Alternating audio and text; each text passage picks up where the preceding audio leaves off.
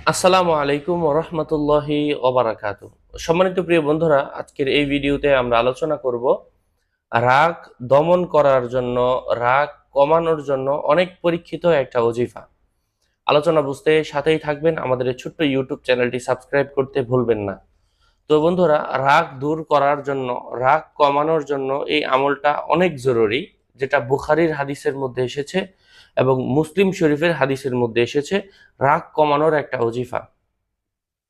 দোয়াটা অত্যন্ত সহজ। হয়তো আমরা অনেকেই মনে করছি যে দোয়া হয়তো কঠিন, আগে অনেক কঠিন দোয়া দেওয়া হয়েছে। না, আজকের দোয়াটা অত্যন্ত সহজ রাগ কমানোর জন্য। সেই দোয়াটা হচ্ছে আউযু বিল্লাহি মিনাশ শাইতানির রাজিম। আমি আল্লাহ তাআলার কাছে বিতাড়িত শয়তান থেকে আশ্রয় প্রার্থনা করছি।